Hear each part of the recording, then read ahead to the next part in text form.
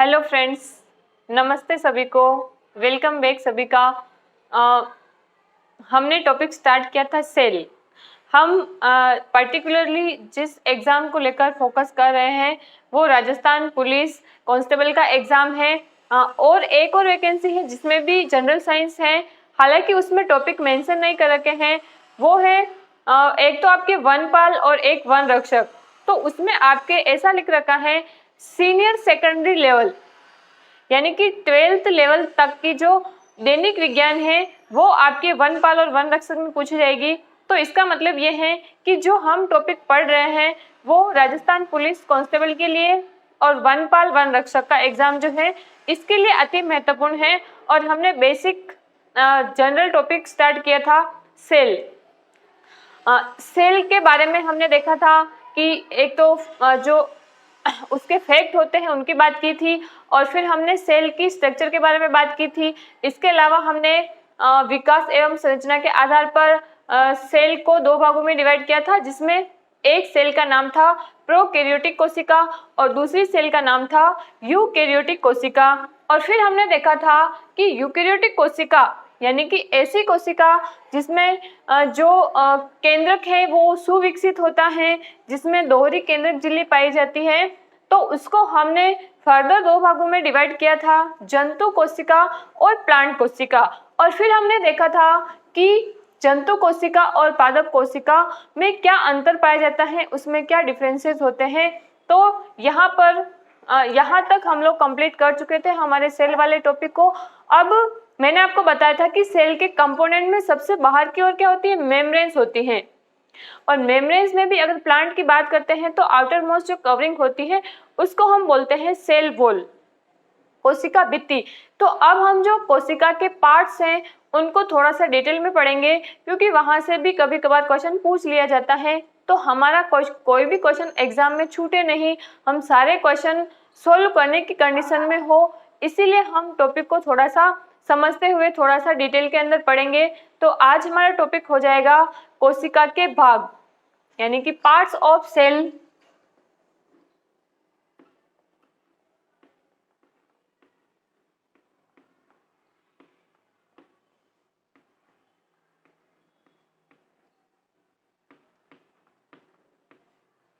Parts of cell.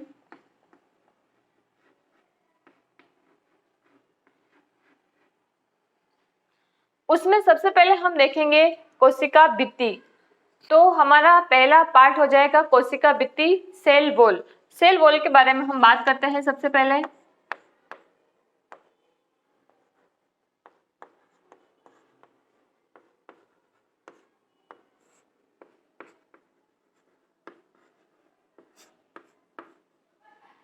अब आपको पता है कि पहला तो ये केवल और केवल प्लांट सेल में पाई जाती है, एनिमल सेल में नहीं पाई जाती है। लेकिन प्लांट के अलावा यदि हम बात करें तो बैक्टीरिया में भी सेल वॉल पाई जाती है, और फंगस यानी कि कवक में भी क्या पाई जाती है, कोशिका भित्ति पाई जाती है।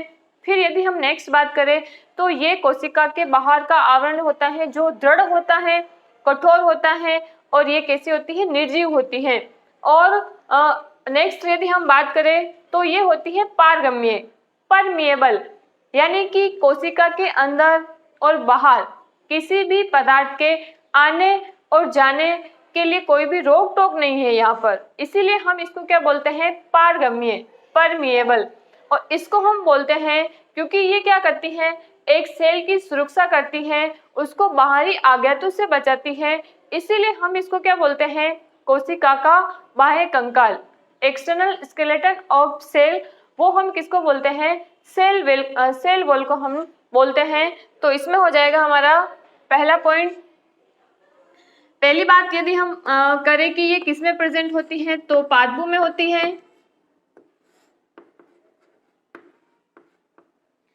इसके अलावा बैक्टीरिया में होती है,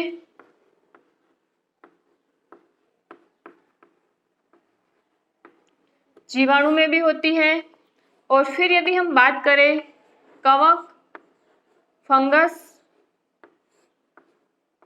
तो इनमें भी सेल वॉल पाई जाती हैं। तो आपको ध्यान में रखना है, क्योंकि एग्जामिनर आपको कंफ्यूज कर सकता है कि निम्नलिखित में से किन में सेल वॉल पाई जाती है, और वो आपको ऑप्शन में दे देगा प्लांट्स, बैक्टीरिया, फंगस, उपरोक्त सभी। तो आपको ध्यान में रखना है, जैसा कि हमने बोला कि पादप में होती है, लेकिन पादप के अलावा बैक्टीरिया और फंगस में भी होती है। जंतु सेल में, एनिमल सेल में सेल वॉल नहीं पाई जाती है। अब नेक्स्ट यदि हम बात करें तो हमें ये पता होना चाहिए कि पादप में सेल वॉल किसकी बनी हुई होती है, बैक्टीरिया में किसकी होती है, और फंगस में किसकी बनी हुई होती है। मोस्ट इंपोर्टेंट, पादप में जो सेल वॉल होती है वो बनी हुई होती है सेल्यूलोज की। सेल्यूलोज नाम आपने सुना हुआ होगा। और यदि हम बैक्टीरिया की बात करें तो बैक्टीरिया में जिस पदार्थ की ये बनी होती है उसको हम बोलते हैं पेप्टिडोग्लाइकेन। पेप्टिडोग्लाइकेन।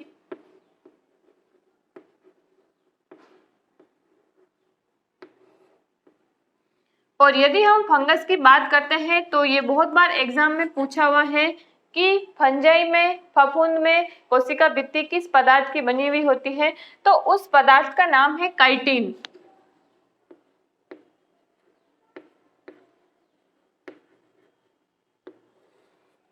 तो आई होप यहाँ तक आपको समझ में आ गया होगा। यदि हम नेक्स्ट पॉइंट की बात करें तो ये कैसी होती है, कठोर होती है, हार्ड होती है, दृढ़ होती है, रिजिड होती है।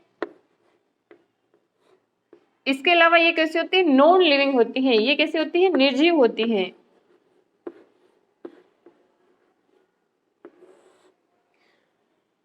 और यदि हम बात करते हैं इसकी पारगम्यता की तो ये कैसी होती है, पारगम्य होती है, परमेबल होती है। और पारगम्य का मतलब ये होता है कि किसी भी पदार्थ, किसी भी प्रकार के पदार्थ को ये आने जाने देती है, किसी भी प्रकार की रोक टोक नहीं होती है।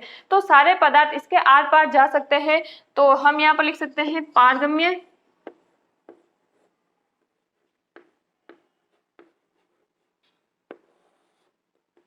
परमिएबल,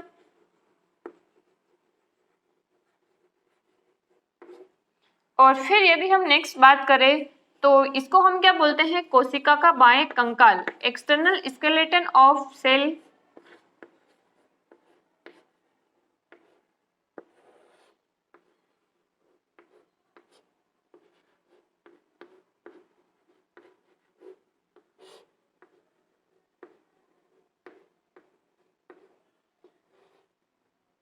दूसरी ओर यदि हम बात करते हैं तो क्योंकि ये सबसे बाहरी आवरण है तो कोशिका की सुरक्षा का काम और कोशिका की आकृति को बनाए रखने का काम कौन करता है, सेल वॉल करती है।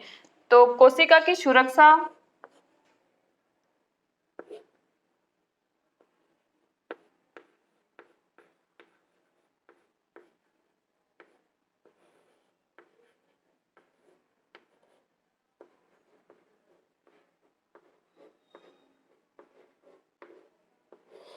और आकृति बनाए रखने का काम भी किसका होता है, सेल वॉल का होता है, कोशिका भित्ति का होता है।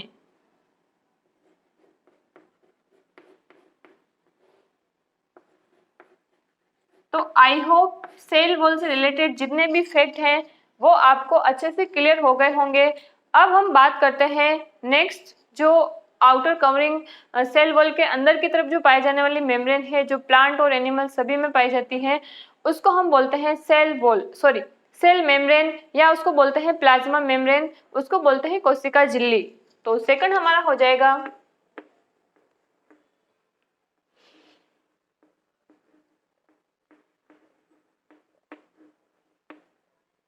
कोशिका झिल्ली। इधर से राइटिंग थोड़ी ठीक नहीं है, मैं इसको ठीक कर लेती हूँ।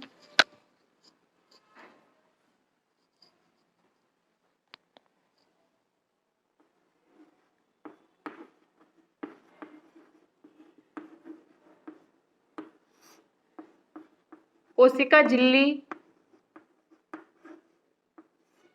इसको बोल सकते हैं सेल मेम्ब्रेन,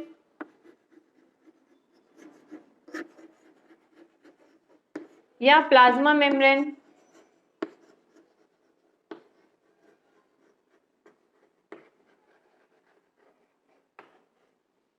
अब सेल मेम्ब्रेन की बात करते हैं तो पहला पॉइंट वही हो जाएगा इसमें कि ये जंतु और प्लांट दोनों सेल में प्रेजेंट होती हैं। तो पादप व जंतु दोनों कोशिकाओं में उपस्थित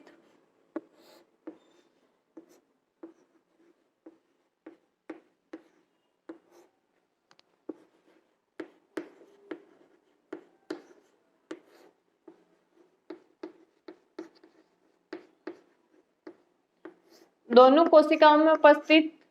फिर नेक्स्ट यदि बात करते हैं तो क्योंकि ये पादप और जंतु दोनों में ही है और इसके संगठन की बात करते हैं तो ये बनी हुई होती है प्रोटीन और लिपिड की। तो ये बनी हुई होती है प्रोटीन तथा लिपिड की दोहरी परत से।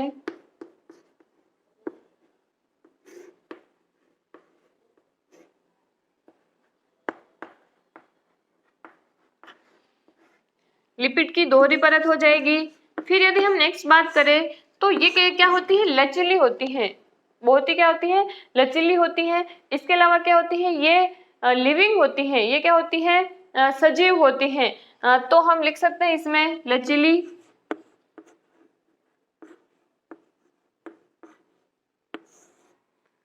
तथा जीवित होती है।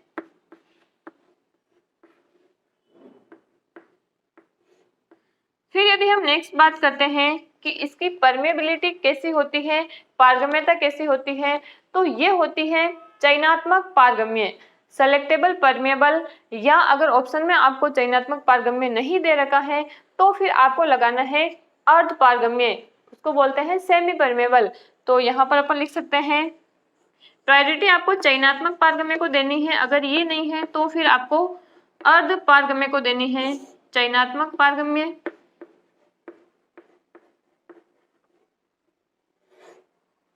या यदि ये नहीं है तो फिर आपको करना है अर्ध पारगम्य।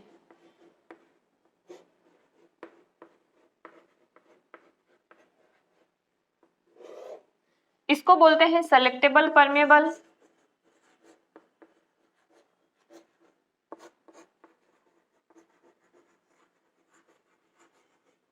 और इसको बोलते हैं सेमी परमेबल।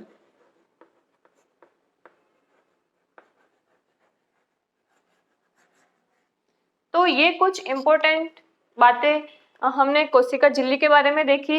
अब कोशिका झिल्ली के कंपोजिशन के बारे में अलग अलग वैज्ञानिकों ने अपने अपने हिसाब से अपनी अपनी अवधारणाएं प्रस्तुत की, लेकिन हम उसकी बात करेंगे जो क्या है, सर्वमान्य मॉडल है, जिसको बोलते हैं फ्लूइड मोज़ेक मॉडल, तरल मोज़ेक मॉडल उसका नाम है, और वो दिया था 1972 के अंदर सिंगर तथा निकोलसन ने। तो इसका हम लिख सकते हैं यहाँ पर कोशिका झिल्ली से संबंधित सर्वमान्य मॉडल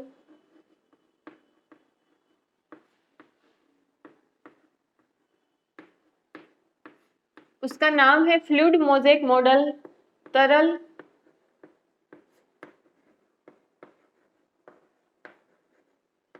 मोज़ेक मॉडल, और ये दिया गया था सिंगर तथा निकोलसन के द्वारा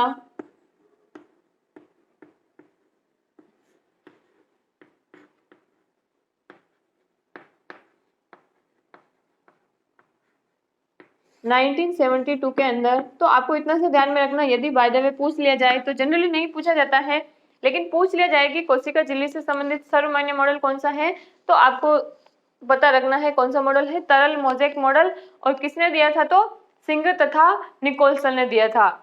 तो ये हमने बात की कोशिका भित्ति और कोशिका झिल्ली के बारे में। अब हम नेक्स्ट बात करेंगे, आवरण हमारे कंप्लीट हो गए। अब जब हम कोशिका झिल्ली से अंदर की तरफ आते हैं तो मैंने पिछले वाले वीडियो में एक डायग्राम बनाया था, वहां से आपको ये समझ में आ रहा होगा कि यहाँ पर क्या भरा हुआ होता है, एक अर्ध तरल अर्ध ठोस पदार्थ जिसको हम बोलते हैं कोशिका द्रव्य, साइटोप्लाज्म यहाँ पर भरा हुआ होता है, जिसमें विभिन्न प्रकार के क्या होते हैं, सेल ऑर्गेनेल्स होते हैं, कोशिकांग होते हैं। तो हम कोशिकांग की भी बात करेंगे, माइटोकॉन्ड्रिया, हरित लवक, ribosome, lysosome, Golgi body, endoplasmic reticulum, इसके अलावा पक्षमाप, कसाप, केंद्रक, इन सब की भी हम बात करेंगे। तो नेक्स्ट टॉपिक हमारा हो जाएगा कोशिका द्रव्य साइटोप्लाज्म।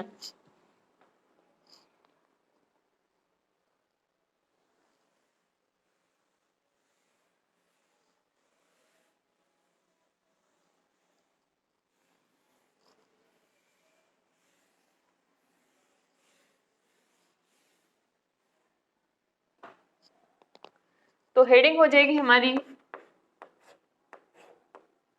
कोशिका द्रव्य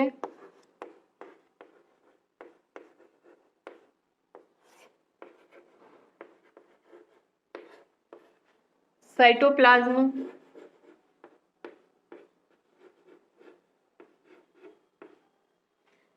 इसकी यदि प्रकृति की बात करते हैं तो ये कैसा होता है, अर्ध तरल या अर्ध ठोस होता है।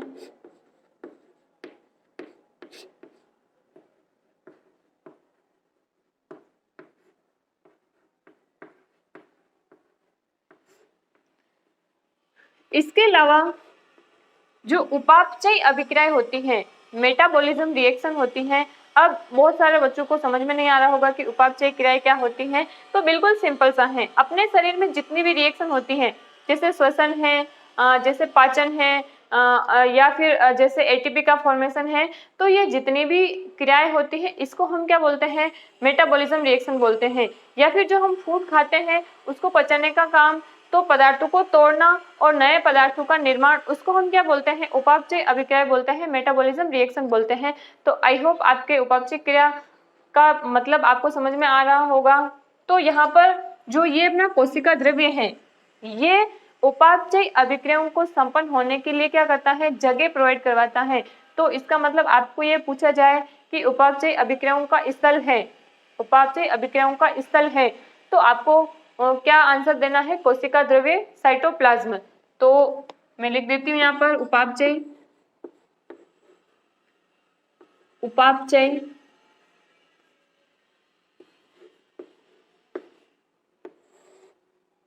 अभिक्रियाओं का स्थल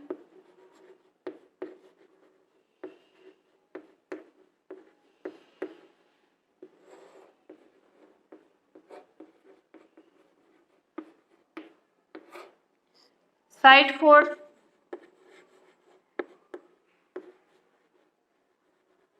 मेटाबॉलिक रिएक्शन।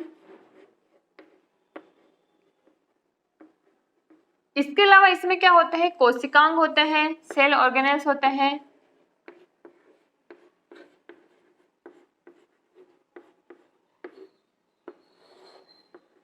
सेल ऑर्गेनेल्स होते हैं, जिसमें मैंने आपको बताया था माइटोकॉन्ड्रिया है।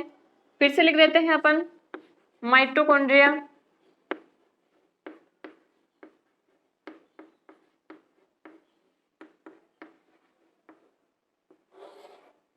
हरित लवक,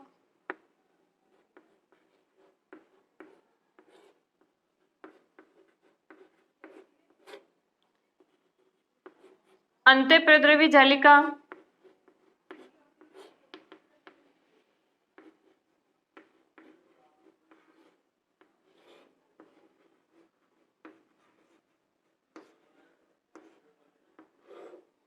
इसके अलावा गोल्जिकाएं,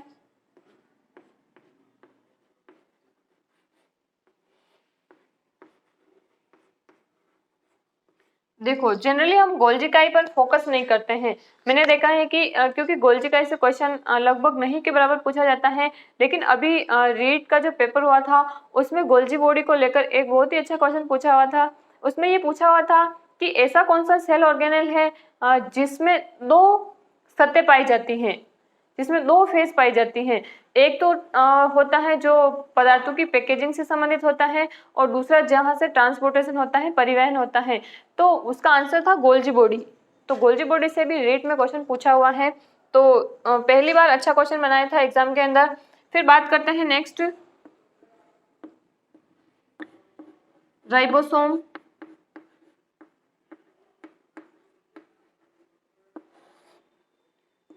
लाइसोसोम, लाइसोसोम से भी क्वेश्चन पूछा जाता है। इसके अलावा तारकाय,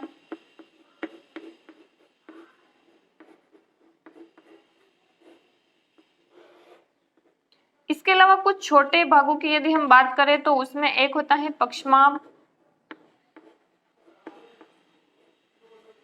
सीलियम और कसाब, फ्लेजिला।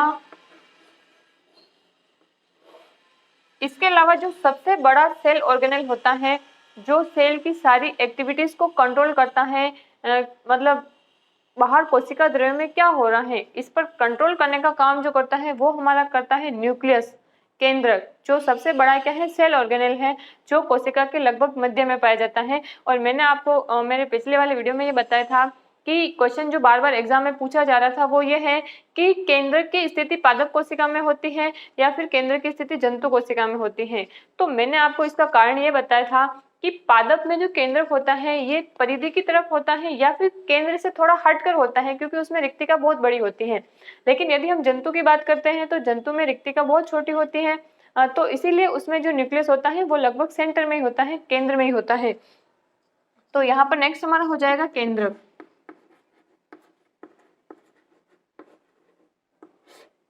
न्यूक्लियस। तो ये हमने बात की हमारे कोशिका द्रव्य के बारे में। अब हम एक एक सेल ऑर्गेनेल्स की बात करेंगे। माइटोकॉन्ड्रिया, हरित लवक, endoplasmic reticulum, Golgi body, ribosome, lysosome, तारकाई, पक्षमाभ, कसाब और फाइनली हम पढ़ेंगे केंद्र के बारे में। तो हम नेक्स्ट हमारी हेडिंग लगाएंगे माइटोकॉन्ड्रिया। पहला हमारा सेल ऑर्गेनेल है।